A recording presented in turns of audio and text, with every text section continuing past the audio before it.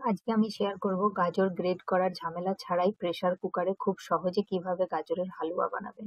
তো welcome back to spice রান্নাঘর channel.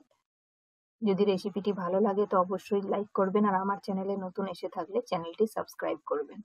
তো দেখুন, আমি এখানে প্রেসার কুকারটা বসিয়ে দিয়েছি গ্যাসেতে, আর এদিকে গাজরগুলোকে আমি এভাবে ছোট ছোট করে টুকরো করে নিয়েছি।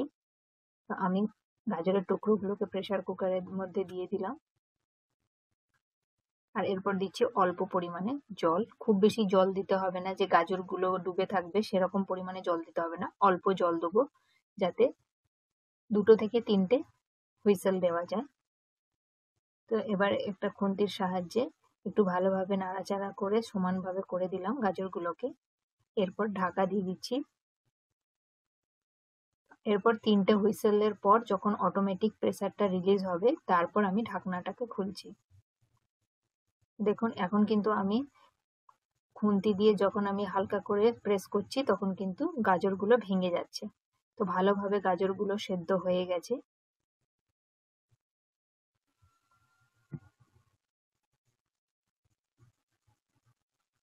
এই সময়তেই আমি দিচ্ছি 1 চামচ পরিমাণে ঘি।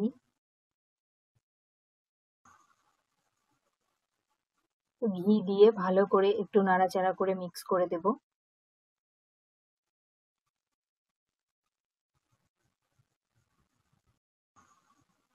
এরপর আমি দিচ্ছি কনডেন্স মিল্ক।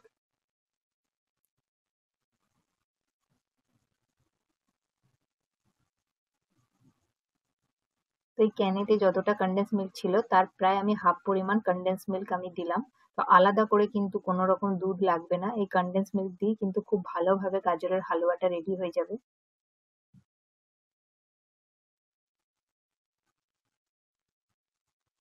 এরপর আমি এইভাবে খুন্তি দিয়ে হালকাভাবে প্রেস করে দেবো।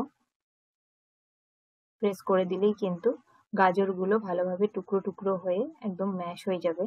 তো দেখুন, গাজরগুলো কিন্তু খুব ভালোভাবে কিন্তু ম্যাশ হয়ে গেছে।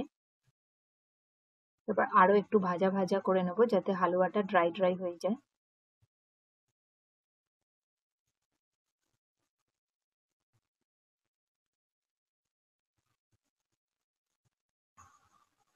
5 মিনিটের মতো ভেজে নিয়েছি। এখন একদম দেখুন হালুয়াটা একদম খুব ভালো কনসিস্টেন্সিতে চলে এসছে, একদম শুকনো শুকনো হয়েছে। খুব ভালোভাবে হালুয়া কিন্তু রেডি হয়ে গেছে। এরপর আমরা গ্যাসের ফ্লেমটা অফ করে দেব আর হালুয়াটাকে সার্ভ করব। গাজর গ্রেট করার ঝামেলা ছাড়াই খুব সহজে চটজলদি কিন্তু গাজরের হালুয়া বানিয়ে নিতে পারবেন বাড়িতে, যদি কনডেন্স মিল্ক থাকে। আর যদি কনডেন্স মিল্ক না থাকে তাহলে কিন্তু দুধ দিয়েও বানাতে পারেন, কোনো অসুবিধা নেই। যেহেতু কনডেন্স মিল্কে মিষ্টি থাকে তাই আমি আলাদা করে চিনি অ্যাড করিনি। তো এভাবে গাজরের হালুয়া বানিয়ে কিন্তু অবশ্যই ট্রাই করবেন আর আমাকে কমেন্ট করে জানাবেন যে কিরকম লাগলো।